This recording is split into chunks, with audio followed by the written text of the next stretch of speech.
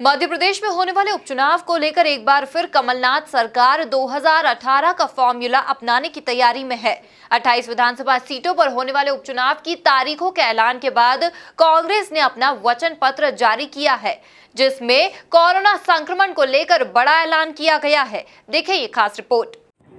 मध्य प्रदेश में उपचुनाव की तारीखों के ऐलान के साथ ही कांग्रेस ने वादों का पिटारा खोल दिया है। 2018 के नतीजे से उत्साहित कांग्रेस ने इस बार भी घोषणा पत्र की जगह वचन पत्र जारी करने का ऐलान किया है। कांग्रेस अब मिनी वचन पत्र के सहारे 28 सीटों को जीतने की कोशिश में जुटी है। कांग्रेस पार्टी ने 28 मिनी वचन पत्र तैयार कर स्थानीय मुद्दों के जरिए लोगों को लुभाने की कोशिश की है। खास बात यह है कि इस वचन पत्र में कोरोना से मृत व्यक्ति के परिवार को सरकारी नौकरी देने का वचन कांग्रेस ने दिया है। हम लोग जो है वचन पत्र लेकर सामने आएंगे और ये जो 28 चुनाव क्षेत्र हैं उन चुनाव क्षेत्र की हमने माइक्रो स्टडी की है, उनका अध्ययन किया है कि उन क्षेत्रों की क्या समस्याएं हैं, लोगों की वहाँ आकांक्षा क्या है, वो किस तरह से अपनी चुनाव क्षेत्र में विकास चाहते हैं और इसको लेकर हम लोग वचन पत्र लेकर सामने आएंगे। और ये भी हमारी कमलनाथ जी की पूरी टीम ने गांव-गांव घूमने के बाद ये महसूस किया है कि मध्य प्रदेश की जनता कोरोना की पीड़ा से बहुत ही दर्दनाक और त्रासद दौर से गुजर रही है। 15 लाख मजदूर हज़ारों किलोमीटर अपने कंधे पर बच्चों को बिठाकर पैदल चलकर यहाँ पर आए हैं और लाखों मजदूर जो है सर पर अपनी पूरी गृहस्थी एक पेटी में भर कर पैदल चलकर आए हैं। कई लोग जो है रेल की पटरियों पर भोजन करते शहीद हो गए हैं। कई लोग जो है सड़क एक्सीडेंटों में मारे गए हैं।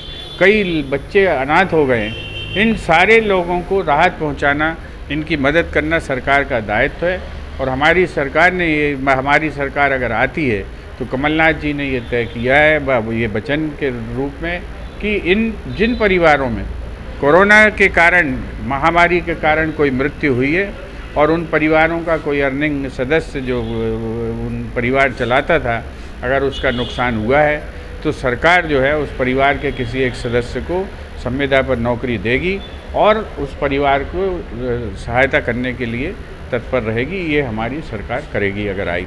तो वहीं वरिष्ठ कांग्रेस नेता और पूर्व मंत्री पीसी शर्मा ने कहा कि इन वचन पत्रों के अलावा सत्ता में आने पर कमलनाथ सरकार फिर से कर्ज माफी की योजना चलाएगी और जनता को सस्ती दर पर बिजली मुहैया कराएगी। निश्चित तौर पर कांग्रेस पार्टी ने 28 जगह जहाँ चुनाव हो रहा है विधानसभा का, उसमें अलग अलग वचन पत्र तैयार किए हैं। वहाँ की जो मूल समस्याएं, जो मुख्य समस्याएं, लेकिन साथ ही पूरा मध्य प्रदेश में क्या करेंगे इसके बाद, इसका भी एक वचन पत्र जिसको हम संकल्प पत्र कह रहे हैं वो जारी करेगी। उसमें बहुत से बिंदु आ रहे हैं। उसमें किसानों की ऋण माफ़ी पूरे प्रदेश में जो रुक गई है वो होगी। बिजली के बिल 100 रुपये 100 यूनिट, इससे भी सस्ती बिजली देगी कांग्रेस पार्टी, जो आज हज़ारों को बिल आ रहे हैं, 15,000 20,000, और अभी इनने स्थगित किया है, मुख्यमंत्री जी माफ़ नहीं किए हैं, स्थगित। एमपीबी के अधिकारियों से बात हुई तो बोले ये इस पोर्टल को भी रोक दिया है। तो मैंने कहा भाई क्या है ये, अब तो देना नहीं पड़ेगा? बोले साहब अभी इसका कोई निर्णय नहीं। ये नगर निगम के एई और डी ये बता रहे हैं स्थगित। जैसे ही चुनाव ख़त्म होगा ये उसको पूरी वसूली करेंगे। ये भी पूरी तरह से निंदनीय है। बच्चियों की शादी के 51,000, कल ही 2-3 बच्चियाँ आई तो नहीं मिल रहे हैं, शादियाँ हो गई, उन्होंने पूरे फॉर्म भर दिए हैं। 600 रुपये की जो पेंशन कमलनाथ जी ने थी वो नहीं मिल रही है। कर्मचारियों का जो 5% का डीए उन्होंने अभी कल परसों कलमबंद हड़ताल भी की थी, वो भी नहीं मिल रहा है, उनके एरियर्स नहीं मिल रहे हैं। निकाला जा रहा है, पर्यटन विभाग से 80 कर्मचारियों को निकाल दिया। तो इस तरह की सब जन विरोधी कार्रवाइयाँ चल रही हैं। और दूसरे ऊपर से वो एक्ट, किसानों के खिलाफ एक्ट आ गया है, केंद्र सरकार ने ले आई है, मोदी सरकार ने, जिसकी वजह से बंधुआ मजदूर हो जाएगा किसान अपने खेत में। तो वहीं बीजेपी ने कांग्रेस के इस वचन पत्र पर निशाना साधा है। कांग्रेस द्वारा कोरोना को राष्ट्रीय आपदा घोषित करने पर बीजेपी ने पलटवार करते हुए राज्य में महामारी के बढ़ने के पीछे पूर्व की कमलनाथ सरकार को जिम्मेदार ठहराया। वो 28 का वचन पत्र कर रहे हैं, इसमें आपत्ति नहीं है, पर जो उनका पुराना वचन पत्र था उस वचन पत्र का क्या हुआ उसके बारे में वचन पत्र जारी करें तो वो ज़्यादा ठीक होगा।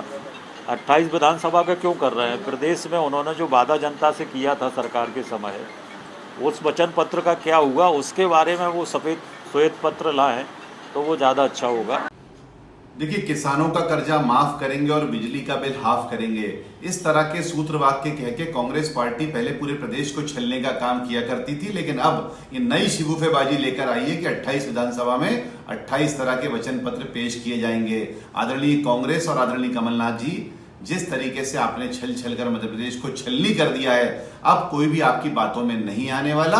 आपको वचन पत्र की जगह क्षमा याचना पत्र पेश करना चाहिए, क्योंकि जनता तो आपको घर बैठाने ही वाली है, लेकिन यह भी साबित हो जाए कि जो आपने गलती मध्य प्रदेश को लेकर करी है वो माफ करने योग्य नहीं थी। और जहां तक आप राजकीय आपदा घोषित करने की बात कर रहे हैं, कांग्रेस पार्टी को यह जानकारी होना चाहिए कि जो वैश्विक महामारी होती है उसको आप आपदा नहीं मनाते, बल्कि आप स्वयं अपने कमलनाथ जी की वजह से जो आईफा अवार्ड में व्यस्त रहे और हीरोइंस के साथ गलवैयां करते रहे, उनके कारण से आपदा और महामारी मध्य प्रदेश में बढ़ी थी। इसलिए आपको क्षमा याचना पत्र मांगना चाहिए और कांग्रेस को अपने आप में एक राष्ट्रीय आपदा पार्टी घोषित कर देना चाहिए। दरअसल 2018 के चुनाव में कांग्रेस का वचन पत्र मास्टर स्ट्रोक साबित हुआ था और यही कारण है उसी फॉर्मूले को अपनाते हुए कांग्रेस मिनी वचन पत्र के सहारे बीजेपी को टक्कर देने की तैयारी में है।